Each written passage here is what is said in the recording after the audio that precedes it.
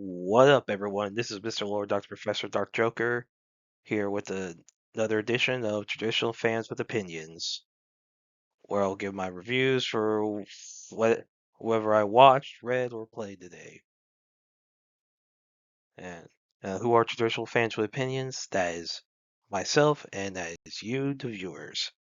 With all that being said, on with the reviews. My Hero Academia, Season 2, Episode 2. So in this episode, um, so yeah, so Monica Facum learns from Sukachi that basically the drugs that are being shipped through the crab containers, basically the suppliers don't care about profiting off of them, which makes it a little less predictable. So Monica looks at a package, finds the drugs hidden in the ice packs. A part-time worker basically asks her what she's doing, basic, and Monica doesn't recognize that worker, so she points her gun at him. And then the guy reveals himself as the villain factory's scarred man. So Facum and the police arrive. He uses his super speed quirk in order to steal a tablet that Monica had the evidence on, and he reprograms all the crab mechs to attack Facum and explode, so a bunch of evidence gets destroyed. Sakachi and the cops chase him, scarred man, and Sakachi shoots him in the leg with a rubber bullet, but he then uses his quirk to basically shoot all the off, take everyone's guns, shoot them with their own rubber bullets, and escape. Now, since he activated all the crab mechs, Pop was using a crab mech in order to fill in for Monica, and that mech starts running amok through the mall. So Facco and Monica they go after it, and Koichi, but they're too slow. Koichi finds an All Might hoodie to get into his crawler, um, disguise, and he uses his quirk to chase after Pop. And Monica uses her scissors quirk to stop the mech and help free Pop. And Facum uses his quirk to absorb most of the explosion. Now he has to expel some of the energy because that's how powerful the explosion was. So Koichi and Pop, they're about to be late for their train back home. And Kanadoge's manager, who was not involved in the drug trade, he was at least as far as everyone's aware of, he was not involved. Basically, he was just basically he lets Koichi and Pop head back, and he learns that technically he was not supposed to be, that he should have kept them there so they could be questioned by Tsukachi, Facum, and Monica. Now, but the manager does get some contact info, and Tsukachi sees that it's his sister Makoto's business card. So if he wants to get in contact with him, it has to be through Tsukachi. Have to go through Makoto. Then on the train, Pop tries to thank Koichi for saving her, but he's already asleep. So yeah, I thought this was a good episode. Like the the combat with dude Facum was awesome. The crab mech stuff was cool. And you had how Koichi's reaction to getting a rare jacket. That stuff was funny. And so Monica, her interactions like with Facum were just funny. Like there was some good humor there. I thought this was a good episode. Looking forward to the next one. Welding Kamuy Season 5 Episode 2. So in this episode, Sugimo's group works with Hijika's group in order to catch the Jack the Ripper copycat. So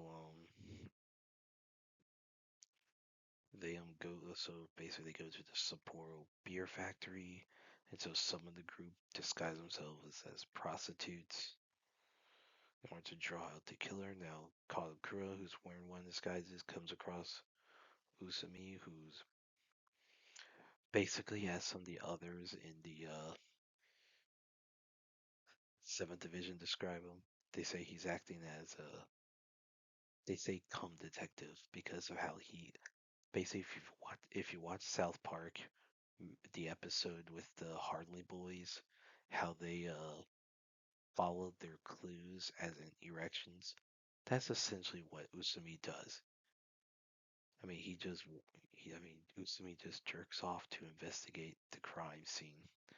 And it's funny, there's a scene where he's walking, he's like, he doesn't have enough to cover the area.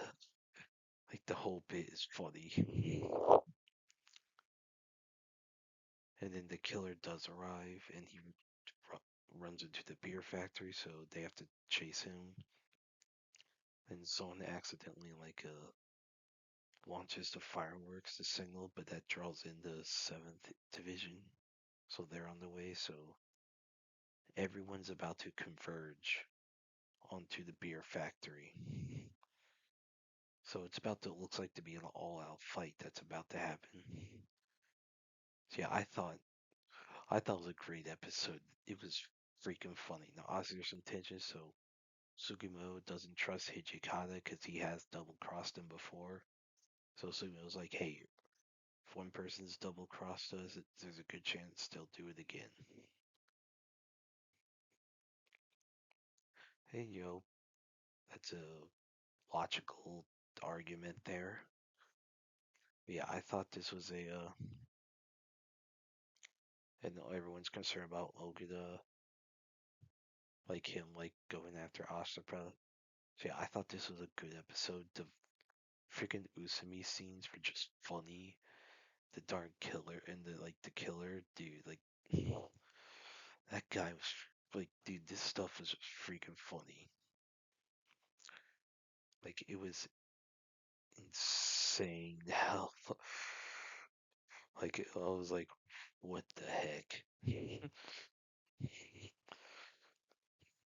Like I thought this was a great episode. Looking forward to the next one. Primal season 3 episode 1. So Mira's village is attacked and an elder who's alive because I survived uses some ritual. Basically he cuts off the head of an invader after killing it, uses its heart and the invader its heart and some other stuff for a spell. He travels into like basically the catacombs and he uses magic and all that stuff to reanimate Spear's corpse to control it in order to kill all the invaders. And like basically like there are a bunch of ape men that have like skull heads. And so the sole survivor kills the elder with an arrow and then that basically breaks the mind control over Spear that the elder has over Spear. Now then the ape man attacks Spear, but he's like unfazed, so that guy leaves Spear, who, despite having no longer being controlled, is still basically a living zombie. So he just wanders around. Like he gets to a watering hole. He finds a way, like some of the animals, and he gets eaten by a crocodile. But he kills the crocodile by tearing out its tongue. And then Spear comes across a leper that's drowning. Now the leper is scared. I mean, a leper's probably not used to seeing people outside, the leper because due to health reasons. So the leper's scared, but he befriends Spear and takes him to the leper colony in the desert. Spear starts having some visions of his past life from the first 2 seasons, and then the lepers are attacked by some by some marauders, and Spear has some vision, so he kills the marauders and leads them away from the village. Now, two of them escape. Now, Spear hears a dinosaur roar and has a vision of Fane. So he roars and then heads further into the desert. So it's like that's hinting at like basically you have Spear struggle to remember his past. So it's like that's good. So that will leave some questions. What happened to Fane? What happened to the Fane's offspring? What happened to Mira and her and Spear's like daughter? So that's like gonna like obviously play a role like probably later in this season like they're gonna probably explain some things like what happened, like how long has it been. So yeah, I thought it was a good episode, good way to start the season. you know this was gonna like Tarkovsky said that season 3 and all was gonna be a anthology, but obviously with Spear coming back that's not the case. But I guess with him being a zombie and not having memories of his past life, it's meant to be kind of close to that. But like they're gonna, I guess, explain what happened. Like I think they're gonna explain some things regarding what else happened since Spear died. But yeah, I thought this was a good episode. Looking forward to the next one. One Last Adventure: The Making of Stranger Things 5. So this is a documentary film that goes into like basically how season 5 of Stranger Things was made. Like goes into like what all they were doing, and basically goes into like the actors, like them basically they recap some of their time filming the show even before season 5, like, and they do with like how they had handled 11 allegedly possibly sacrificed herself, possibly surviving, was in loss. So basically, so it reveals that the Duffer Brothers started filming before finishing the script, and that there was actually debates on whether or not 11 was dead or not. Like even they discussed what's going. So it goes into like some of the things regarding the process, like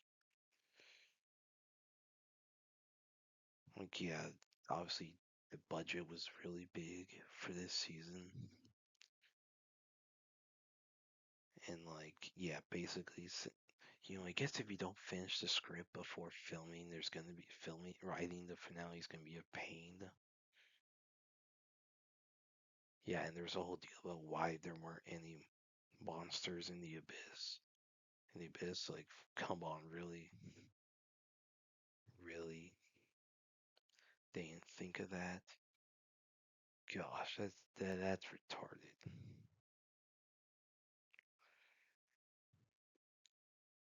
And then, basically, so the Duffer Brothers' real life teacher actually played one of Holly's teacher. So that's an interesting thing. That's fine.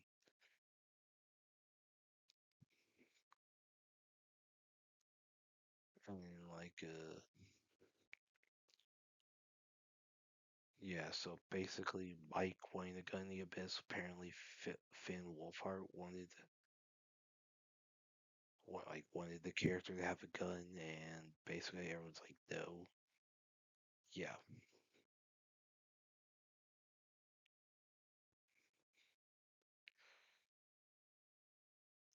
yeah. Like, I mean, even though it makes sense for everyone to have a gun if they're fighting the freaking mind flayer, like everyone should have some weaponry.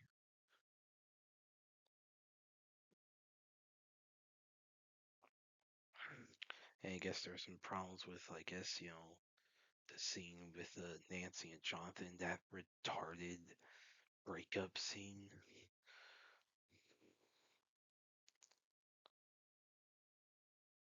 And yeah, so basically, yeah, so, and, they goes are like, I guess, basically as kids, they were, I guess, interested in trying to be creative, like the Duffer So that's interesting. Like, it's fine. But yeah, with all the issues season 5 had, I couldn't really enjoy this documentary because of how stupid the season was. I mean, the first volume was decent. I mean, there were plenty of issues with it that carried all the problems with it, just dominated the second volume. And then, the finale didn't really stick the landing, which is why you had the conformity gate theory that didn't happen. Like, some of the worst, that the conformity gate is some of the worst cope I've seen for a TV show. Like, it's worse than the Infinite Tsukuyomi theory with Naruto. Like, it is, the conformity gate theory is worse than that. But yeah, I just couldn't bring myself to enjoy this documentary because of all the issues with season 5. So yeah, well, that's it. Did y'all like the stuff I reviewed? And if you have your own opinions about all that, you can put all that in the comments. Thank you for watching, and like, subscribe, and all that. And look forward to the next video.